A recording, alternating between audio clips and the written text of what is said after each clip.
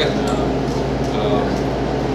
We've always operated from a platform of transparency and collaboration, so this is no exception. We do that unedited. There was one edit. There was one survey that was returned. It was once across the board that said, keep choking in the big games. Quickly figured out somebody from Tulsa. So that one response was stricken. The rest of them are legit. Obviously the first question, the most important question to us is good. Obviously we'd like that to be 314 fives, but all in all, that's not bad. It's better than last year. Game day experience, also pretty good numbers. A couple of people not thrilled, but it's a tough one. Prices for tickets, we worried about that this year. There was some requests for cheaper maybe ticket options for children that we're going to consider next year, but still pretty good. Prices for parking, not so much. This is the only area where our satisfaction fell year over year. And part of that had to do with logistics, with us needing to announce ticket prices before we really knew how we were going to price ticketing. But next year we're going to try to package that together again for something that's a little easier. Selection of food at the stadium, better. As Paul can tell you, we worked really hard to get the food trucks back in there. There was kind of varying opinions about the food trucks. If we want more food trucks, less food trucks. But again, not bad. Only a few. Yeah, I think it must have. Food prices, again, I don't know if anybody's going to be tackling the stadium food prices. I would venture to guess that if you look at a lot of stadiums in the country, it'd be a lot worse than that. But, could it improve? Sure, it could improve. Maybe we could have some more affordable options. Quality of food, pretty good. Fours, threes and up are good. And that's pretty memorable. Merchandise is one area that we'll talk some more about. Frankly, I'm surprised that this was this good. We worked really hard in this area, but it's difficult. It's like a business within a business. And again, 3 is not a great number. Lots of 3s and 4s, but that's better than I thought we would do. Price of merchandise, again, not bad. Could be better. I think we had some requests for some larger and cheaper T-shirts, which we will take to heart. Quality of merchandise, very good. Paul Rusty does a great job with our branding. That's really an issue, but we're working hard on merchandise now season. Availability, both at the games and online, is bad. We know it's a problem. Again, that's one of our off-season goals is to really get that online open. We'd like to see people be able to buy CFC here at the airport and other places. Quality of soccer,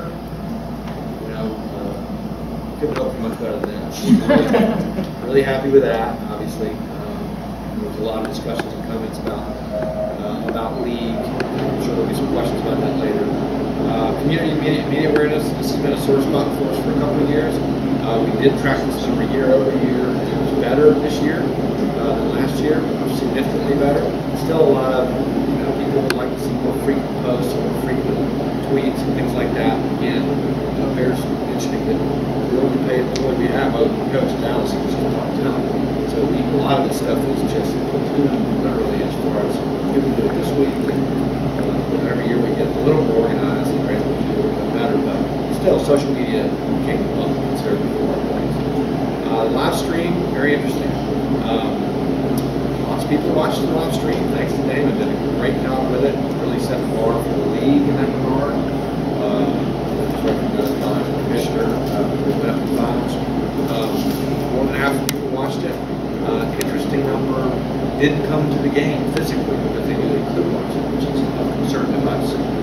So we'll be talking about ways we can work with that. A lot of people, we got one fan who drove, I don't know, maybe years ago, somebody drove 550 miles back and forth to see 6 of our games. They were there from. We would have never known that. A lot of people from out of the market were watching the game because we didn't watch the game. The women's team, had some, any first year we're going to have bumps and bruises, so it's all over the board. Looking for fours and the fives of this, it roughly correlates to the number of people that came to the women's match this year. We're going to be talking about that in the offseason too, figuring out what we do. So we won't take too much time to go through all the comments because some of them are all off color, so we won't do that. But we've got some summary of responses that we can sort of go through.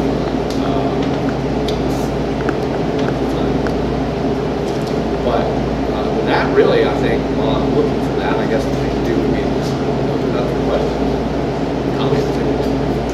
Sean, I'm putting you on the spot here. Would you mind saying a 1-2 minute, just kind of, what was your take on the season? What's your take? Well, so you guys in soccer. For those who have watched us for the last 6 years, we made a commitment, player-wise and personnel-wise, to spend more money there. What that means is we house our guys, we have to find them employment. That's not cheap at all, and it's really far more than what most anybody in the league will. But the intention was to put at best the product on the field that we can, which meant be better players, which means you have to spend more for apartments and find work for them. And that decision was made, quite honestly, a year ago from where we are today. We sat down and we said, what do we want to do to get to the national final again and have success at that level? So I would say from a soccer perspective, it's by far our best year from the level of play, the level of players that we have on the field. We'll see what holds next year, but we have no reason to go backwards, for sure. So we're very happy. We have a very solid coaching staff. We have solid players, and really, really pleased with the performance out there during the year. And I think it showed too in the survey results. Yeah, back to this very quickly. You can see, you really probably can't see. Take my word for it. But we were ahead on average on every metric except for price of market. That's where we're doing. And we'll work for the offseason. I mean, I can say honestly, publicly, I should say, we couldn't be happier to be working with Paul Smith. He really treated us like a true partner this year. He's been up backwards to help, so he gets tremendous credit. As well as that's like, let's use the pavilion was huge. Yeah. So the summary of comments on the never change side, I'm going to read this because probably you can't see it, but tailgating, post-game player meeting, beat them, beer, hooligans, atmosphere and spirit, reasonable cost, location, a lot of location interfencing. I'll get back to that in a second. Local feel, city pride. A lot of people love the later starting time at 7:30 and open seating. Things to consider changing. A lot of requests for beer and food vendors in the stands or the tunnels where people can continue to watch the game. We talked about that. I think Paul's got some ideas. We may be having out there. Better ads, media awareness. All I'll say about that is we spent a record amount of money in media this year, and it's expensive. We lean heavily on social media, but paid media is expensive stuff. So again, it is we tried this year. We did a pretty World Cup. Post that, we kind of figured out this season we did advertising on network television. They would show up in the games. We recommend that to see the work. So we're going to continue to up that budget as we can. More beer varieties. Lots of comments on. Some people really don't like big river beer. Some people wants to change that. Some people like the big river beer. Everybody wants different kinds.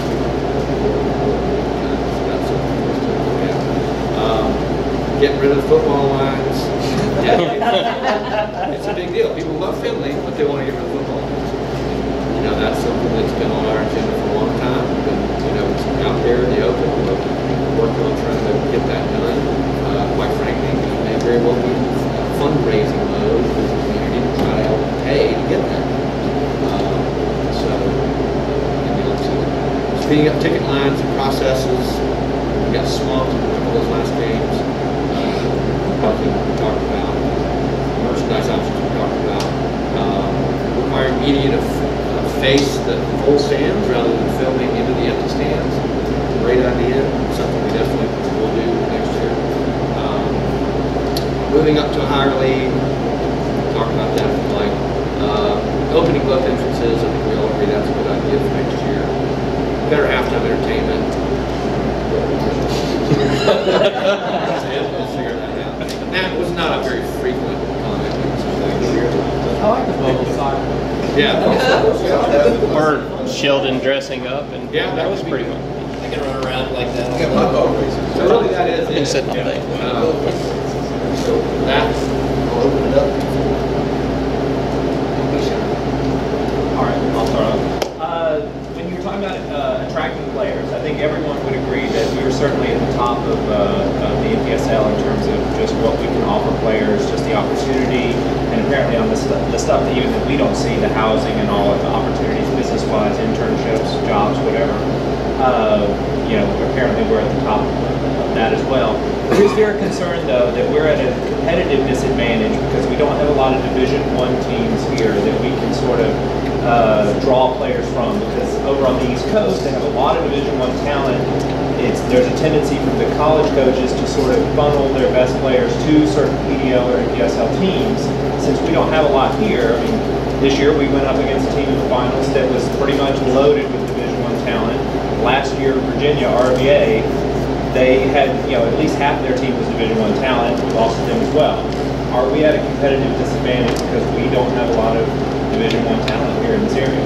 Yeah, so I think that there's a good news, bad news to that. The good news is that Bill, myself, Jimmy, that's topic number one. Because Damon, not just Division I, let's just talk U.S. kids who are able to work here, remembering who we are and what we fund. These are amateur athletes.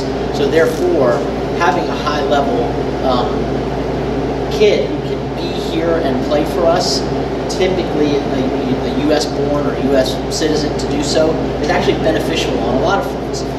Where do they exist? They exist in the high level of college games. So Bill and Jimmy are tasked with and know we need to find, for many reasons, guys who play at the highest collegiate level and are also U.S. kids. To your point, geographically, as great as Chattanooga is to draw fans, it's just in a poor place geographically when trying to draw those Division I players. Very difficult. And you point against, well, take the Northeast, they're all over the place. Out West, they're all over the place. Even in the Midwest, there's quite a few Division I programs. Here, not so much. So it's just more effort. Honestly, we do have something that none of the other teams have, and that's Chattanooga. That's us. We use that well to our advantage. So now it's a matter of getting the message out right. As far as competitive disadvantage, I think there's some sense of rightness in that statement. I would say that RVA had a fall off this year, given the fact that they do draw from VCU and Virginia, and the Red Bull to make everybody aware, 6 of their kids are on contract with Red Bull. They're waiting for their time to step up. Those boys have won already 2 national championships at the youth level. So I think they're probably more the exception rather than the norm. But we should be looking for the player you're talking about, and for more reasons than just soccer, just an overall economic soccer component too. But every team's going to have competitive advantages and disadvantages. Just to echo what Sean said, you should be aware that one of our central competitive advantages is you guys and the fans and the city and the setting, and more for that, really important is being also in the club. So we have to continue to ask the players to for their friends and all. So good things about it, which they do. Again, it doesn't hurt. We're on the national stage and get promotions, so we just have to fight against it. How would you see the relationship with the NPSL itself growing? I mean, from the outside looking in, it seemed like for a while they weren't quite sure what to do with Chattanooga, and this year it seemed to kind of change. I don't know if my perspective is correct because I'm looking at it from the outside, but I seem to see a little more on the NPSL website about Chattanooga and our team and our players. And before we seemed to it was like the Midwest and the West, and there was nobody else. And oh by the way, there's some team Brooklyn Public Counties, they live here periodically, but from your perspective, do you think the NPSL is taking this maybe more seriously than they did in the past? I'll address it first and then Sean can talk more about it. But the main thing there's a commissioner this year, unfortunately it's not there anymore. It's a guy who came from professional sports background, really broad about the professionalism to the league management that wasn't there previously.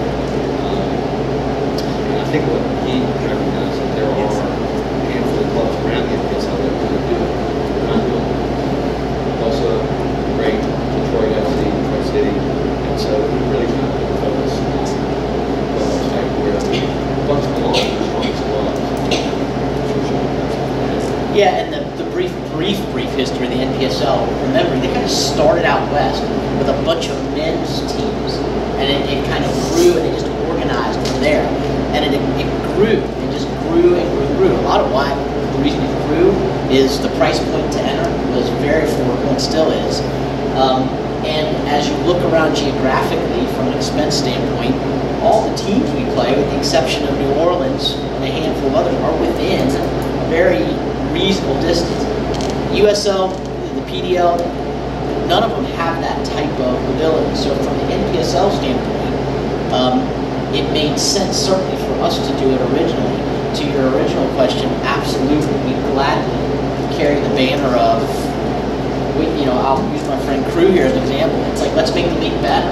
That was certainly what we've talked about for years and years, and if Chattanooga is seen as the pinnacle of that, both on the field and in our fans and elsewhere, let's see the league improve. And we've seen it. We've seen it in Detroit City, we've seen it in Tulsa, we've seen it even a little bit in Jacksonville, we've seen it all over the country.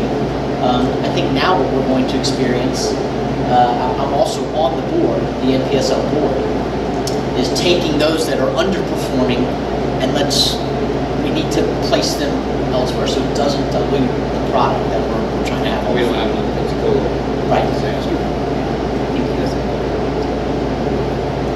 Do you see the league going more in the direction, just with DC United under 23s, Red Bull under 23s, the Silverback Reserve, do you see the league going more in that direction, or do you see the bulk or the mainstay of the league being kind of where we are? Here's what I see and I realize we're being videoed here, so I see that U.S. soccer is a very dysfunctional organization when it comes to unifying soccer in the United States of America. It's an alphabet soup of leagues, NPSL, the NASL, the USL. It's very confusing. It's very tough to sell them.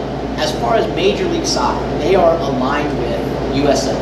That is who they're aligned with, both verbally, contractually, who knows.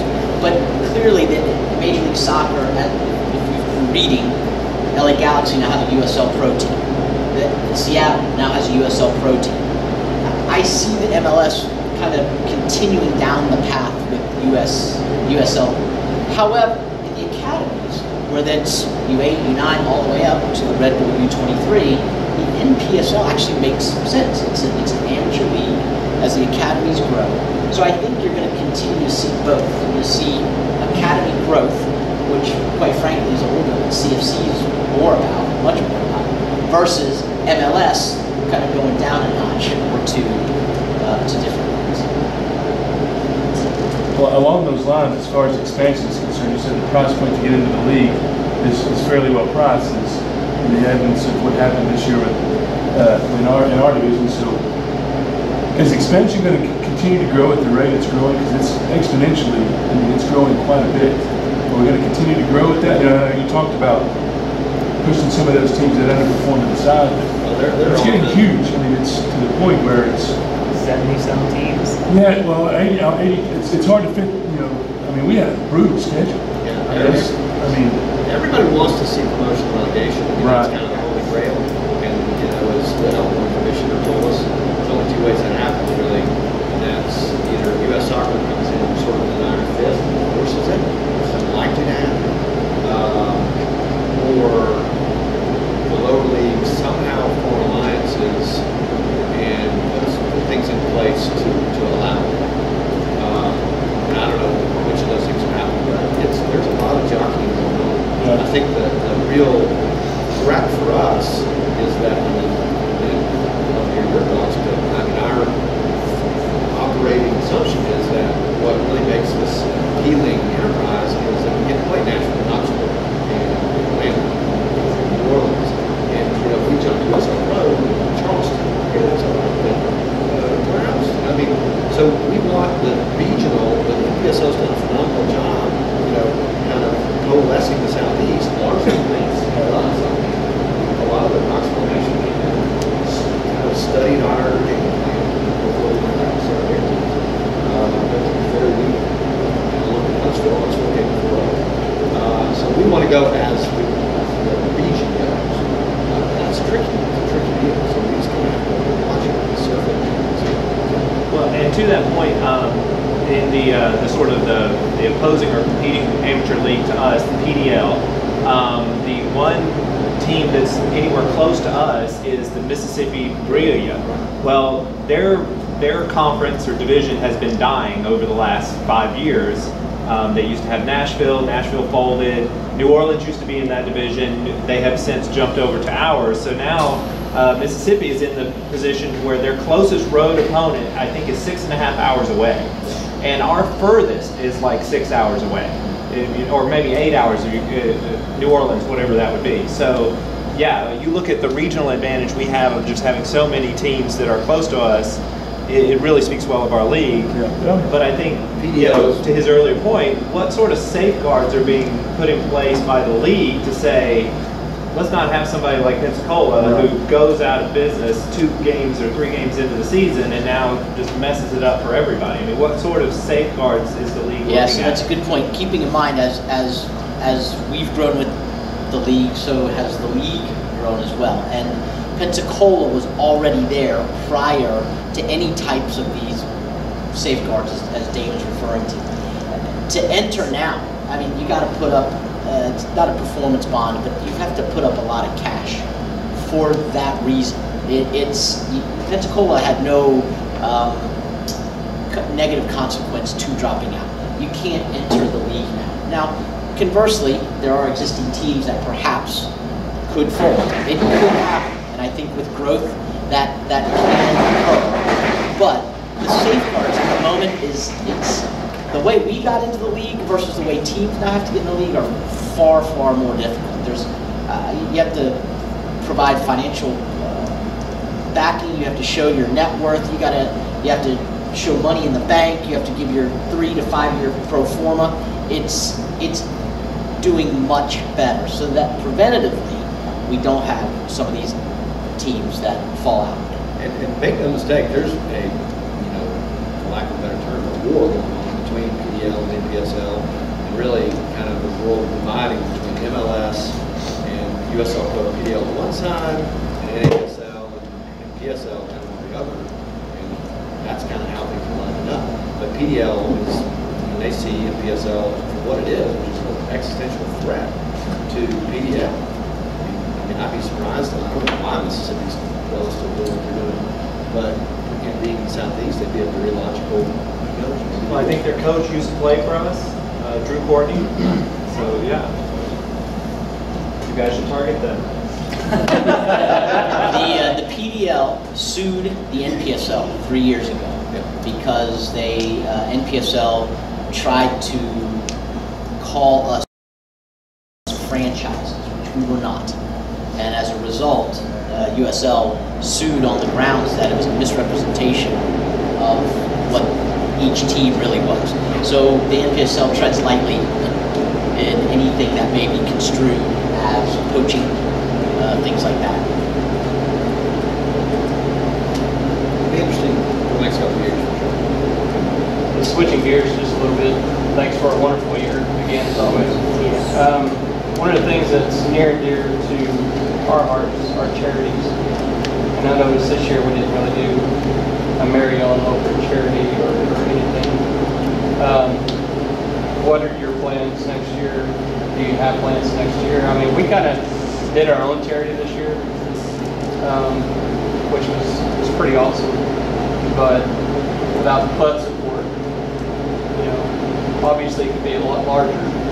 The plan for this year was to dedicate each game to a designated charity and allow them to use the game as a fundraising opportunity. Well, resistant to that, the Kickout wasn't as big a deal, just because, but it was just a much reduced version of the game.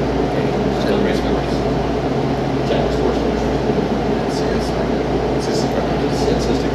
But those things, really quite frankly, what it boils down to from our perspective is, game day is just a string, and it's one more moving part that somebody's got to. I can speak on that too. Coming from my experience with Chattanooga Market, each week we try to partner with charity, and they're just as strapped in man hours, kind of what you said. It's hard to ask people that work those off all week long. Okay, well, Saturday night you got to go to work another 4 hours. It's hard. They have to plan the stick or the festival fundraiser. Lord knows CFC doesn't have the manpower. Allison can't do it all. So you have to find the right charity to work, or those of you that mean something to, and help form a group that assists. Hey, we're here, set up the tables, or it really all goes down to the management. And that's a great idea. We really did. We offered, not a negative reflection on them, for the reason you just mentioned, pies, a couple more. We made the offer to they just said, get out, do it. And part of the reason, frankly, I think is, as you say, a lot of them don't have this imagination of fundraising horsepower to say, let's do a raffle, or let's do, if we had some kind of templated way to raise money, proceeds would be them, they'd probably say, fine, because then they just show up. Well, Lord knows the regular season weather wasn't. Well, again, we're open to suggestions. Again, we're thinking exactly the same way. It's just the next. It's important. All right. Well, I have a question that's sort of related then. All right. Speaking with you guys, sort of privately, all through the season about various ideas and stuff that I always come up with. One of the things I'm always hearing is this issue of manpower, of you guys being overloaded as a board. And so, there's certainly a priority list. There's only so many hours you guys can spend. And is there some plan or some effort about lightening the load, spreading the burden? Because, I don't know, maybe you want to just give us a quick rundown of how you guys operate. And just, is there any way that there can be more hands helping? Because I think there are certainly people who are interested in helping. It's just $20 ticket. Quite honestly, one of the reasons the tickets are cheap, because our major expenses are marketing, housing, players, hotels. But we think it does have to settle, but we ended up thinking a lot of surplus this year. Nobody's taking any chances. We're just trying to grow it and keep it healthier and healthier. The easy answer, obviously, is we would find more ways to create revenue and hire people. Every year, we do a postseason meeting after this and do go through all this and comments that we collect tonight and figure out how do we get a little more efficient, how do we get a little more organized. Because it wears us out every year. So, to your point, we're always thinking, how do we do that? How can we get more? Gosh, we're talking for 4 years now about having a party where we have a board of volunteers and sign up for a day, and even that, requires logistics and planning. So we're thinking along the same. So the only solution then you see is just adding staff, just getting more money and adding staff? No, that's not the only solution. I would say recruiting volunteers is obviously a solution. You guys get out there and sell 1,000 more tickets every day. Well. But I think some of it's having, like Allison's helped a lot keep things kind of accountable and organized. Would have been a disaster. Some of it's having a flow of communication where it's not like water on the table. So it's a great idea. Maybe even Allison may have some things to may not, but just to say, how can we create those ideas when conversations happen? Who can communicate with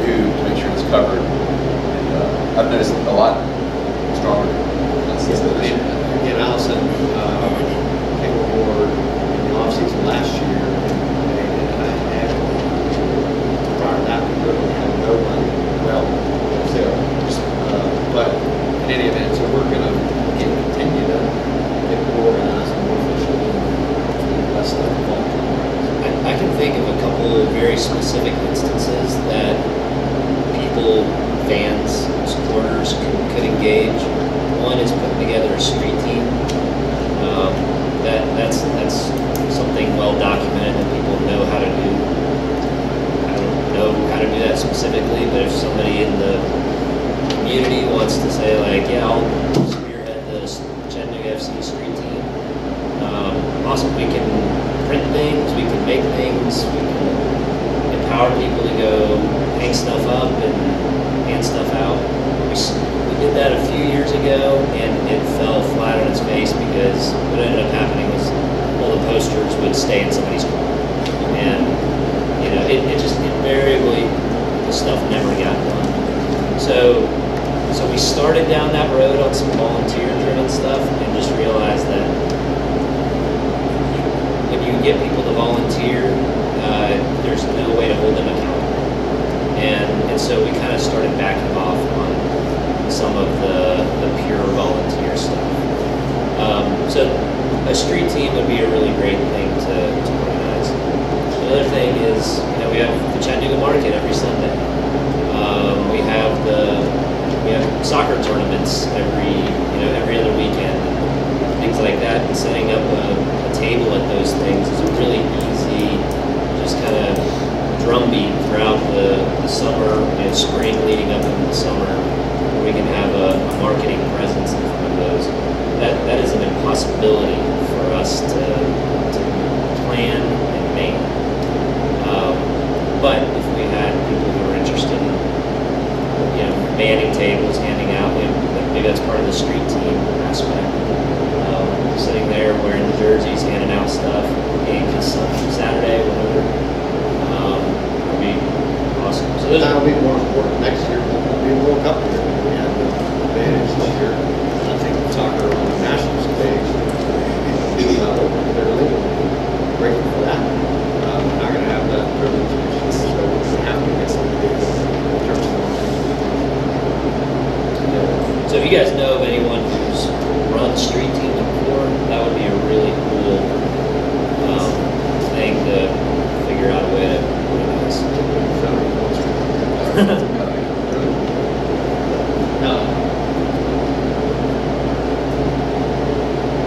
We have some internet questions. Will Bill Elliott be retaining his position for the 2015 season? Yes. He's not indicated that he doesn't want to do it, so I've told him. Okay. Yeah. Are there any changes to postseason match hosting on the horizon? But, PPG was a noble attempt, but it's not making many happy. and honestly, to the previous question, where the NPSL works is during our regular season, it's close, the rivalries, the Knoxvilles, the Nashvilles, and that's all over the country. Where it's broken is when you get into regions of the country. It's horribly broken. And yours truly shouts out the loudest, for sure. We lobbied hard through everything we could at the league to host that final match. The bylaws clearly stated the points per game is what does it. We did everything in our power that, short of a full bribe, and again, the camera's on, to get that match here. We offered to pay, which was entirely appropriate, we offered to pay the Red Bulls, travel expenses and everything. It would have been $1,000. But, they had the right to host it, they wanted to host it. And again, for those of you that made the trip, it was pretty cool. So, had we gone and played in a high school somewhere, I would have really didn't be. And we asked See, that. but that's the point is, some team that plays in a rinky-dink high school field could have just as easily had that right to host, and we might have been forced to do that. Not quite. He only lucked out that it happened to be the development team. Well, had it been To address that couldn't happen because the bylaws, the rules say if you don't have the minimum standards, it's why the Red Bull were told you have to play in Red Bull Arena. Otherwise, you can't host the match. They were on top. Yeah, but that you're right. That is now permitted. It's not fixed, and it's topic number one at our board retreat here in about 3 weeks. We got to fix the region and national playoffs. We've got to. So. Yeah, we were definitely beneficial as far as the playoff situation. Yeah, it was a complete flip from all all the previous 5 Yeah. years, we had never hosted any kind of Open Cup. We had never hosted any sort of playoff, and now here we hosted nearly everything we could potentially host. All in Which, one. again, frankly, financially, we would be in pretty rough. We'd be in trouble were it not for those playoff games. So the rain, the weather just killed us. So thank goodness. There is a question. Are you considering? Where is it? Have you considered selling CFC ponchos instead of jerseys? I will say, I'll take the blame for that one, because I'm the one that thought it was a bad idea. But we couldn't get them printed in time with the logos, so we were almost, we had them about ready to order. You're gonna order next year. The weather's gonna be great. Yeah, we're gonna be in a drought next year. So that's why they should order them. That's right. If No, we we did order should. them, would you buy them? Well, yeah. Yeah. If there's CFC on it, well, Yeah, I think that was the issue. We couldn't get them logoed in time. The ponchos are notorious and miserable in summer. But better than getting so wet. So I think we can add that to the list of merchandise. no, we didn't really hear you. Yeah. We got wet a lot. We will sell. More internet connection. Yeah. Like there's some on Facebook too. Check. How will a potential lengthened college soccer season affect CFC? So what she's referencing there is the NCAA is considering making the collegiate soccer season longer for the same reasons that it's tough in the NPSL. We're playing 15 games in a 90-day window. It's ridiculous. College soccer is not much different. You're playing 2 games on a weekend. It's just not healthy. So the highest level coaches in the NCAA are pushing for make that drag out, make it go into the spring or split the season in 2. That's what we're not doing these doubling up. I've talked to Bill about it, Bill Elliott, quite a bit. It has some legs, some merit, but not likely to occur that lengthened season. And as long as we're not playing in the summer, presently I don't think it's a problem. Where it becomes an issue is if these college guys go on to professional contracts, so they can get out of college early, they'll forego their soccer season and step up and play the NASL or USL Pro. USL Pro is always going to be a difficult platform for us because those guys don't get paid a lot of money. And so a lot of them supplement their income with soccer-related activities, coaching, and so on, which is a lot easier. See, like Atlanta, you forget, at some point you just faced with one factor of graphics, roughly 500,000 people in Chattanooga. There are roughly 4 million people in the city of Atlanta. You have a lot more opportunities for, other streams of income for, long darts, curling, anything. Right? So it's tough. It's going to be tough for us to climb out of an amateur league. I'm not saying it can't be. It's going to be. I think the floor is yours for how many do you have? There's quite a few. Okay, let's hear 'em. But you've actually already talked about some of them, like the NPSL expansion. Do you have any words about Michael Hitchcock as NPSL commissioner? So I can address that quickly. Hitch owns his own sports consulting company. He was the GM of FC Dallas. He's got some pretty extensive soccer background. The NPSL, he experienced what you all have seen in the NPSL. The top producing teams are never a problem, but he can't focus on the growth of the league, handling the minutia of the bottom producing teams. So there was somewhat of a disconnect there. Michael was in it to grow and promote those that are doing well. I think he did that really well with the growth. But there's still a lot of administrative and operational components that need to be cleaned up. He owns a team, so he's still in the league. So the parting of the ways was fine. It was not an egregious breakup, so to speak. And he owns a team before work, so he has the best interest in the league. So they're looking for a new commissioner.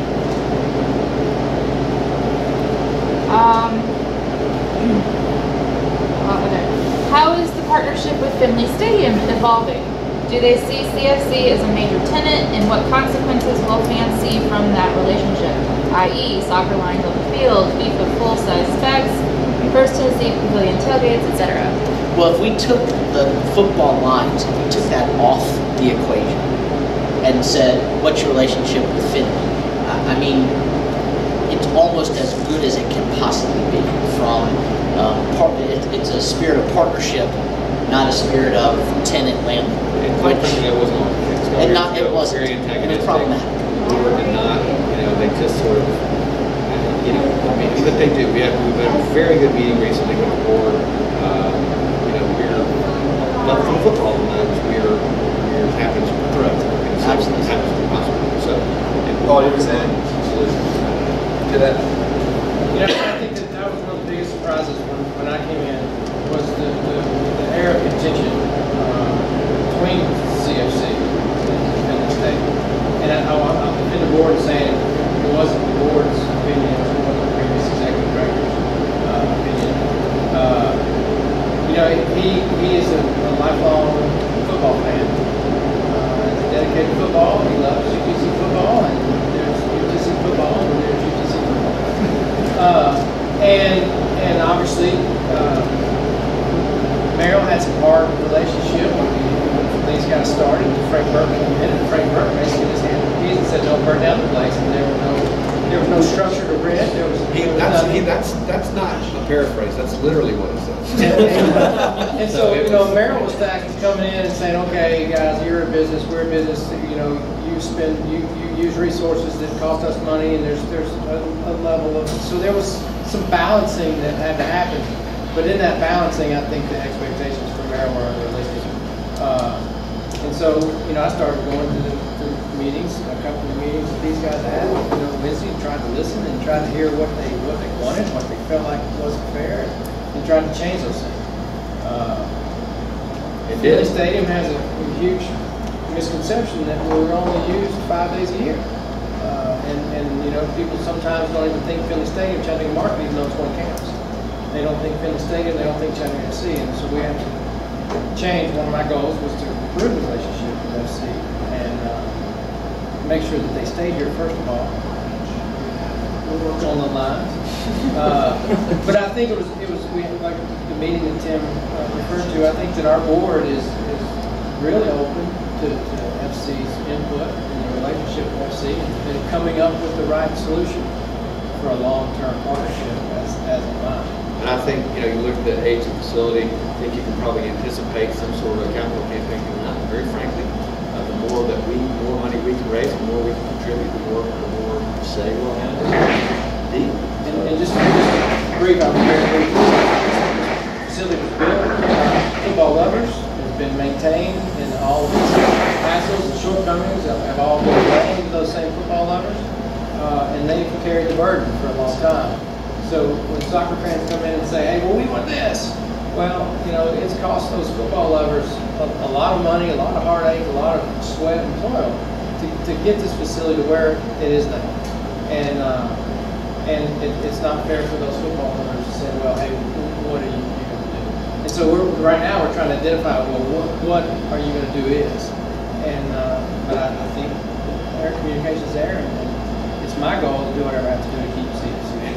And I think that, to be fair, I think some of your Cleveland's comments after the World Cup, I think the thing that happened after this World Cup is people ceased to see it as soccer versus every other American sport. I think people have been able to start to see it as an and rather than an or. And I think the board, sees that as well. As a fan, I really felt a lot more welcome in Philly this year than any other year. It's like, especially towards the end, when you guys were like, "Yeah, what's up, man?" Nobody trying to snatch a cup out of your child's hand. Yeah. But imagine when we're angry, let you open a number. That was. You can thank Paul. That's how that was. Yeah, that was awesome. We want you to come back. Well, unfortunately, I can't say that tailgating. A man forced to pay for the facility 365 days a year, and so we do book $1 million.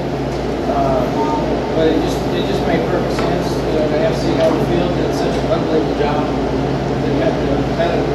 These guys do. They all have full-time, hard-working jobs, and what they are able to achieve. It just makes sense to embrace them, and your fans are paying your $100 an hour.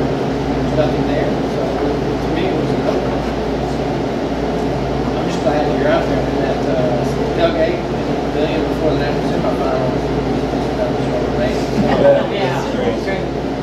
not to mention, as people who rode the bus, and I think most of the people here that went rode the bus, the amount of people that were watching the live feed, that was pretty impressive. Yes. That was pretty impressive. And you can thank Mark for that too. Improve, put together. Yes, that was awesome. That wouldn't happen without the rock. Well, speaking of buses, I think that was a bias one? What? You're gonna donate one to us? I would. I remember, I think it was like 2010, we tried to do a bus, and like there were 5 of us on it. It was a band. It didn't work. Okay, the national finals was quite a bit further. We tried in 2010, and it worked. I think more people wanted to get on the bus than were actually on the bus. It was a very uncomfortable, long trip, but I was so glad I made it, and I was so glad that it was available to us. Do you see that being a possibility for maybe regular season games in Nashville or not, or New Orleans? My gosh, yeah, because like I hate to drive. I just don't like to drive. It was so nice being able to sit in the bus and have somebody drive me there and back. It was the system that Tim set up. Did that work? I mean, that was an amazing system where you kind of say if it gets to here, we'll do it, and if it doesn't, we can't. It worked for me. Yeah, it worked for me. I was on the bus. Everybody that's on the bus. There's no reason it can't work if we do the That's same. how we took this sort of grip on it, but since it works, we try to let people notice, put the ticket on the website, let them go there, so we can continue to do that. There's no reason we can't. And then, we subsidize that and try to get it to a price point. We just made a decision as a board that we could not possibly, that it would not have been the same to be in New York without you guys there. So we were just going to do what we had to do to make that happen. But the same thing applies to the regular season. We had to put people down there in New Orleans. Maybe we don't won the game. Hosted here. But so yeah. Because we talked about New Orleans and we were just like, gosh, that's a long drive. I don't know, and then I got to go back to work. And there's always a train out of Birmingham. That would really be fun. Yeah, except they play out in the suburbs. Yeah.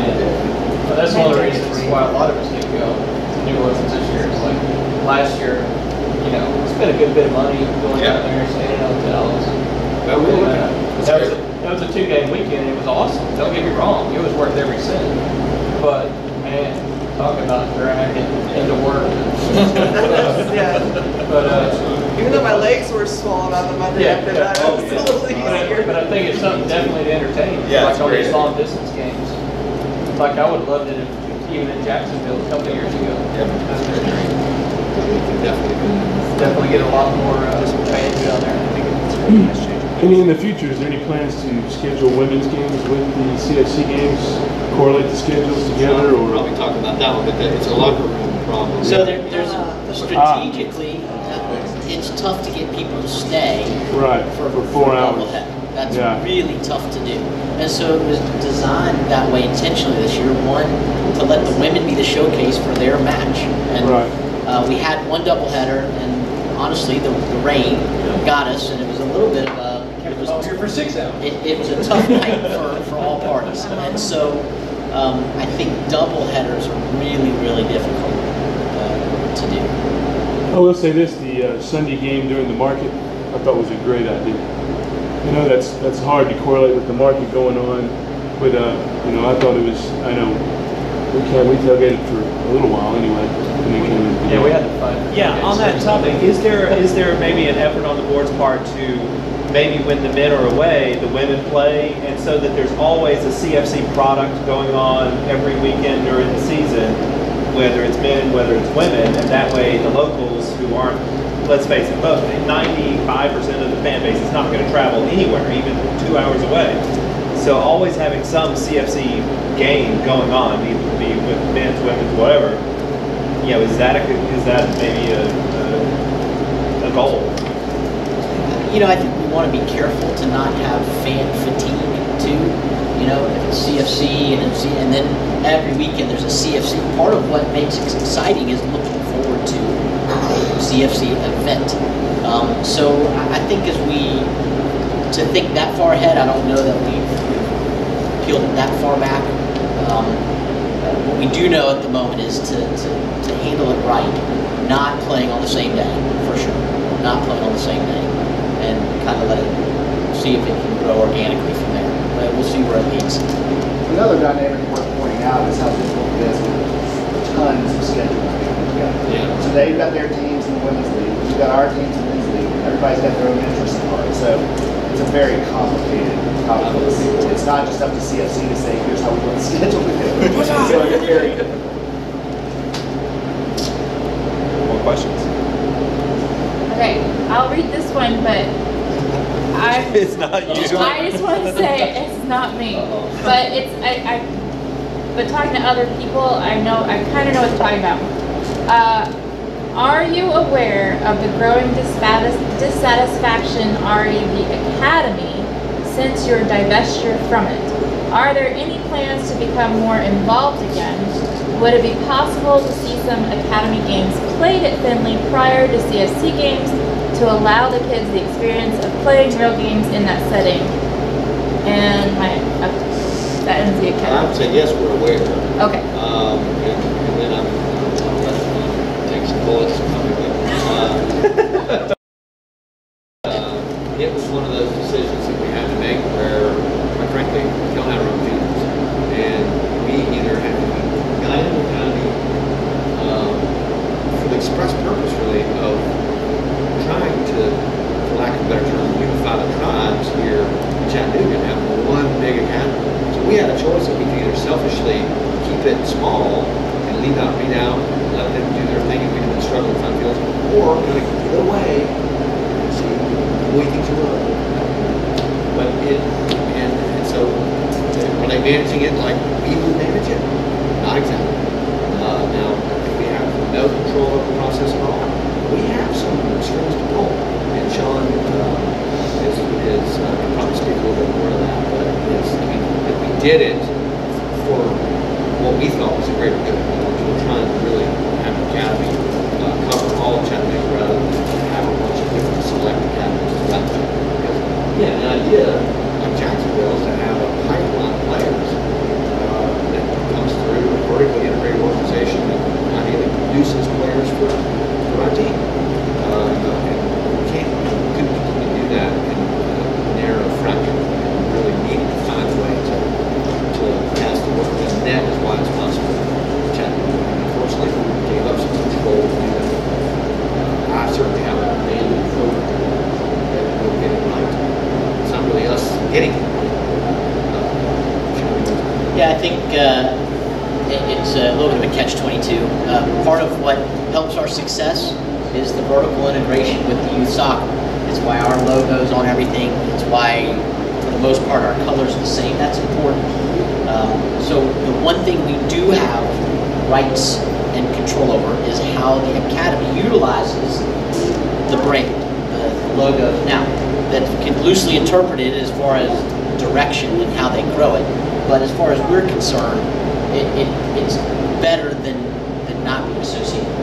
Because then if we're not with the academy, it's very difficult to have a built-in audience, which quite frankly that gives us, both from a soccer perspective and a fan perspective. So, we'll see where that leads as well. I would say every organizational change like that, as we went through it originally, God bless Crew for, when we talk about it, when it first came together, Crew was designated the board, and it was just a bad thing. I don't know the word for it, but every time we got that kind of organization this way, people are going to be happy. So I think we want to give it enough time to let the dust settle, be fair. People that are really, for the most part, programs are, they have their heads on right, they want the right things. Most of them have experience with rec, not select. So we'll see. We do have the right to sort of take our ball and work on if it just goes off the rails. It doesn't. My child plays in the academy. So I'm going to keep a close eye on it. Sean does as well. So continue to push for what we should.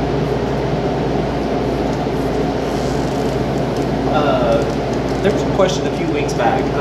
Where do all of our trophies that we're getting, where do those go? Are those in one of y'all's car? Or the trophy in the car? You ever go to the, where that office is on Market Street? When you look in that door, it's got the CSC logo on the outside. Employed to sell tires. Looks, You gotta come in there. looks, no, you don't have to. You can look in the window and see it. If you look right across from the Community Foundation, there's a door, and they're all sitting right there. Just yesterday, because we got 2 new ones in, or else I've got to reorganize the wall, because it's starting to look either, we need to organize it. Well, part of There's the too many relationship trophies. with Paul too, as a tenant of Finley, is to develop. He undersold himself. I mean, selling Finley as CFC's home doesn't mean where we play, but office space. We store stuff there. It's stepping that way so that one day, which we feel will be in the near future, there's office, there's facilities, there's a trophy case. You come to Finley to get your CFC stuff. We should mention that we do now have a 12-month tenancy relationship with Finley. Obviously, we're not going to be playing soccer, playing football, but ideally, we have a trophy case in here where there's some sort of fun. And if there was a place I thought that they would remain safe, I'd be more than happy to do it. But the south side has not come that far. It's close. We can't even keep our candy concessions. So much less a trophy classic. We have to find the right place. It is something that we all would love to see. I would love to see every football fan that comes to this building see one with the CFC and see the logo and see the trophies. And it just finding the building it's just when it was designed for that national championship game, it was designed for football. And there's a lot of shortcomings both in music, soccer, and everything because it was designed for nothing. And so we'll slowly improve those. Tom ran our video board reminded us when we played the videos that Nintendo 64 had our house point resolution video board. There's a lot of Even UTC is affectionately termed the Fisher Price my first jumbotron. It's better than no jumbotron. Right. Most of our opponents have no jumbotron. Exactly. But if you go to that door and look in there, you'll see all the trophies. Okay. I'll try to. Good answer. It's 12 Central Market. Well, and I'll be thinking about where we go. All right. I know I got here just a few minutes late, but is there any questions on beer? No, answer your question. So we hear a lot of rumors. We drink a lot of beer. Is there any talk of sticking with Big River or moving to another beer? And if you can't say it, I don't know what to say. Give us your feedback before you answer your question. What do you driving at? I like these guys across the street. Okay. So I really do. here's the debate. We've got, and it's a big one, and it goes to a larger debate that we have support like we are local. We've always tried to keep things local. And it's always been trying to sponsor. A lot of what makes the team special is that it is really like Chattanooga. It's a very strong place. So local's important. Mid River is arguably a little less local now. And they've been great. They've been really getting. Chattanooga Brew Company makes a lot of sense. So I think we're also here definitely going to be talking to them. On the other hand, I gotta tell you, Budweiser, wants to be involved with this program. And these guys are We're live. These guys are going to be saying, but wait, you're talking about. So it's this, and I'm glad that you feel that way. But for us, it's one of those deals where somebody, we have a check in front of us, which we pay our staff, which we do things. So it's that Goldilocks problem of walking that tightrope and saying, who are we really, and what are we I will say, Big River, for that viewing party, Big River donated that beer. We sold it, and almost paid for it. And I couldn't have bought that Jumbotron and had that whole viewing party had it not been for the beer that Big River donated. So, sure, there's a lot of discussion, but Big River, from my perspective, is a huge, great sponsor.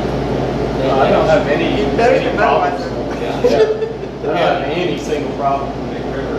They've been great. You named the beer after One in, one at the other. The survey, there was a ton of surveys about beer, and most of it was, gives me a terrible hangover. More variety, so if you do go with Big River again, I think we'll be asking for more varieties. I think, again, some of it just has to do with implications.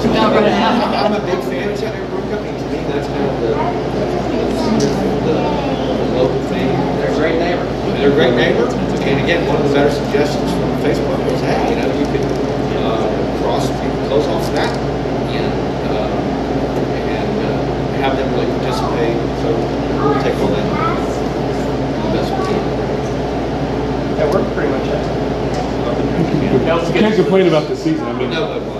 Now, at some point, Paul talked about the ability to maybe hop here in the stands, which means a big thing we heard in the survey too, because people want to be able to buy your lunch, put it up, stand in line, this thing. So if we were doing that, that might be, domestic can people. So but that way you have a choice.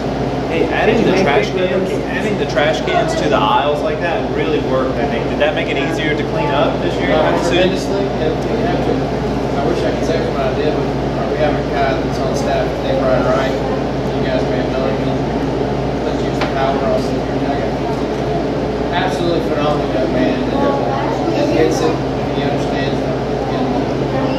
And he came up with, how can we make this happen and keep our costs down? And people don't realize how much of a burden it is to clean the stand. It's a substantial line item on the event. We used to have to do it ourselves. It's another reason we should go.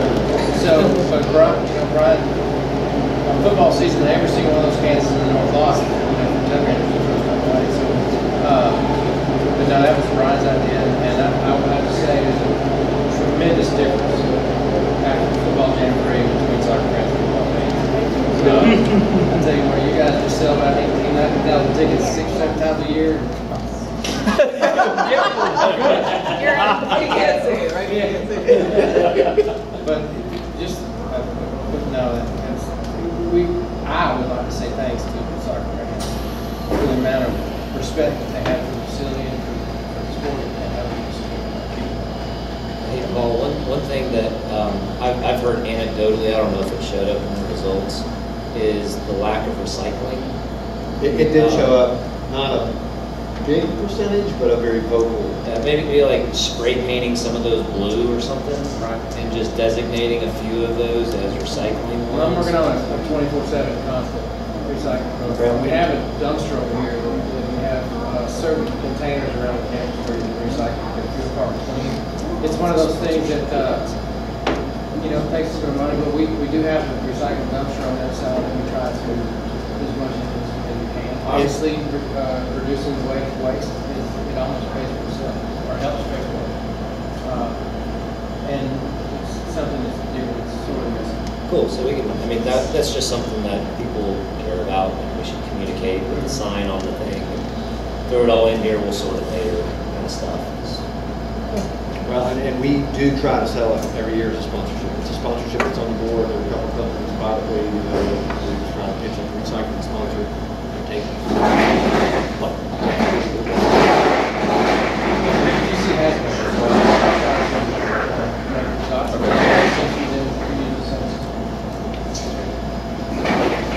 I have 2 more questions, and then I think I'm done.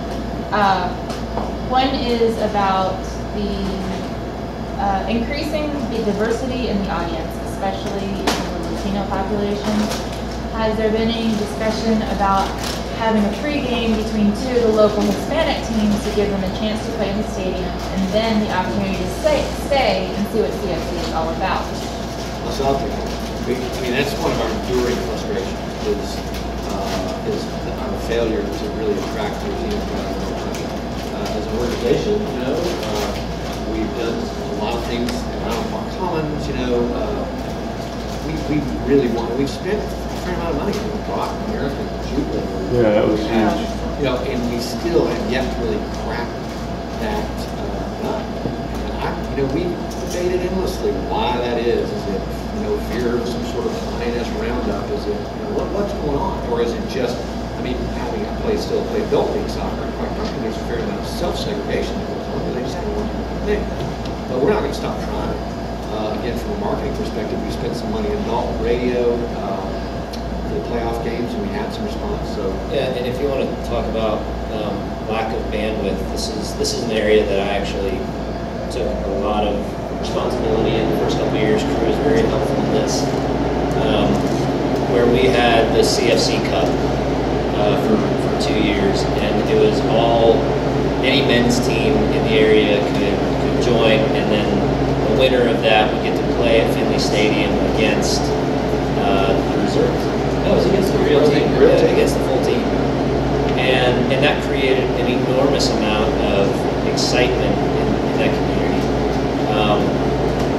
For reasons apart from Chattanooga Football Club, I had to focus on other things, and so that's one of those things that just doesn't get done. So it's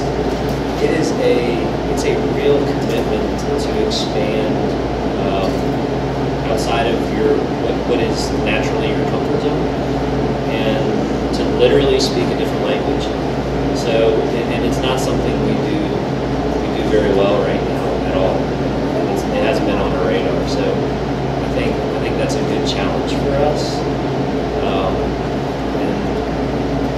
And that's we're working actually now, setting up Gladys Medina there. There's State now. We're not going to stop trying to do that. We're just going to kind of turn it around to get some traction. Again, it's one of the reasons we offer small events. Here, so we just keep coming in until we get there.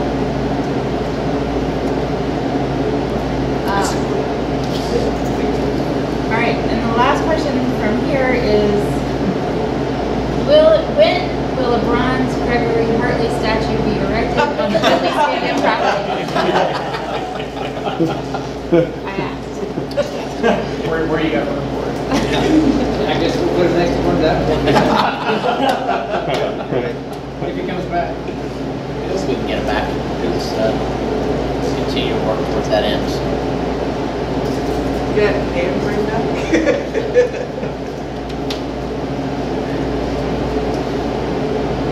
Well, what's your outlook? I mean, what can we expect next season? Is it still too early to say? Are we looking at, are we going to bring in some foreign team to play us? I mean, do you have hopes or things? I think it's a little too early to say. They brought up earlier.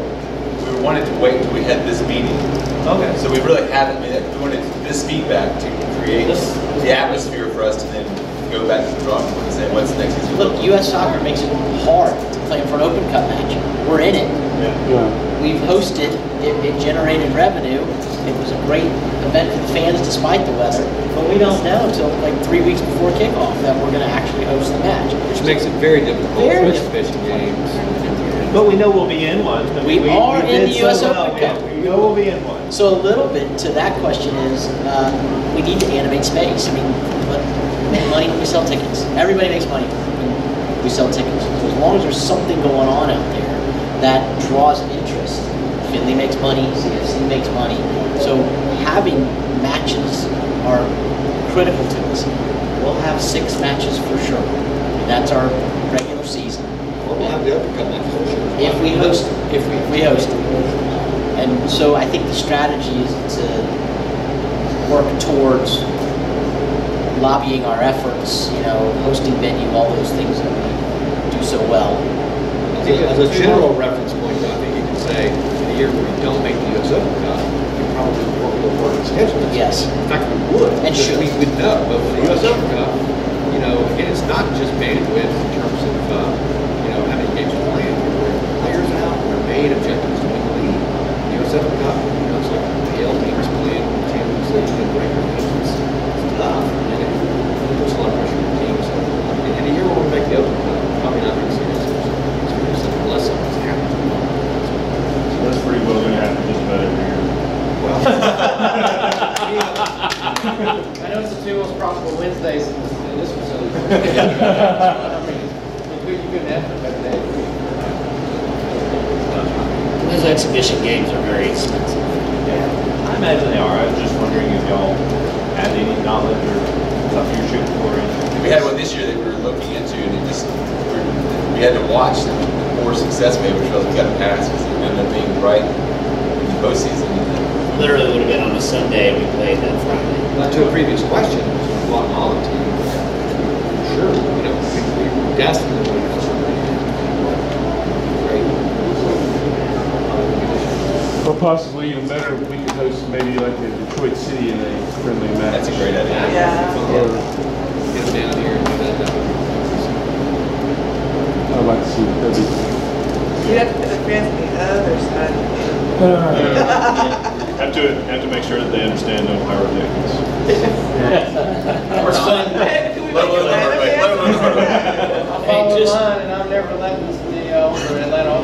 Well, listen, I warned them on their social media page. Yeah. Listen, you're gonna go to jail. You're gonna get kicked out one. Well, this was really the first year we ever had visiting fans in any sizable number ever come. Did you like that? You know, we had Nashville brought a fair number of fans in their game coming to here, and that was an early season game before things really got rolling. I mean, if it had been later in the season, they probably would have brought even more. You know, and then of course Atlanta brought 2 or 3 fan bases. So yeah, I think considering we've never really had to accommodate visiting fans before, I think we did pretty well. Are you guys expecting like an increase in some of your sponsorship deals for this upcoming year due to our successes? It's kind of my area, and I can say this: we've run out of what we're putting in.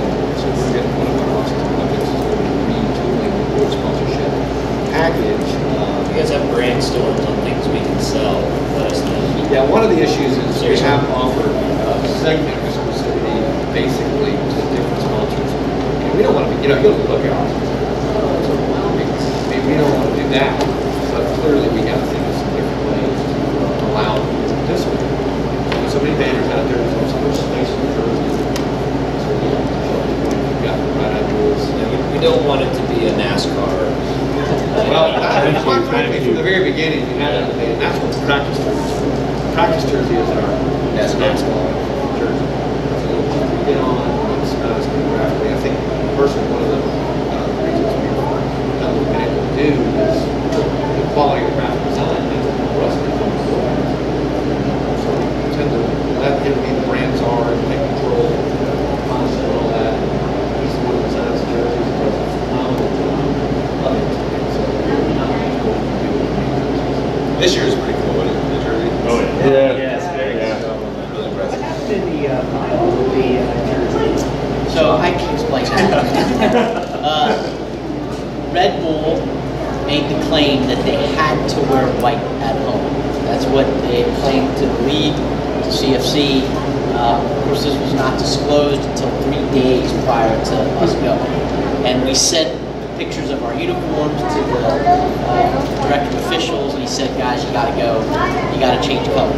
Well, I just didn't respond. I was just going to sit on it, make them see if they would change. It wasn't received favorably.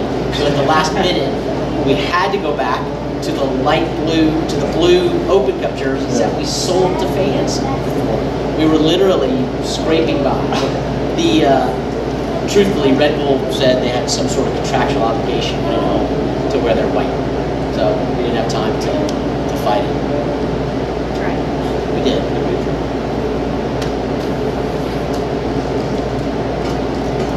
Well, I think it's wrap it up. This definitely was a special season. We've encouraged Paul. I don't know if you knew that he made a book the first and second year. That World Cup book he made was kind of great. Kind of came out with it between Thanksgiving and Christmas. So he's going to try to create something that's a keepsake. Maybe create like every World Cup cycle type thing like that. But this is definitely one of the seasons where I think everyone in the last game. This is really something special. The Tulsa owner left here. He said we have a lot of really avid fans. Y'all's fans are so their spirit is amazing. They're classy. Like ours are kind of pretty negative. He says all of our players left saying that was so fun. And so I just want to make sure y'all know how much we appreciate what you do and the impact it has. And again, when sometimes you think that was exhausted. It's worth it. It's really fun. Remember, it really is. And so, thanks for coming tonight. Thanks for letting us hear what's important to you, and get your feedback. And it's our job to kind of work at it. Really, we try to live pretty open. I think we'll do this. Again, because I'm really excellent. We'll continue to do it future years. Sort of being right. But we do. This is part of the process for us. So we do the survey, do this, we take it back.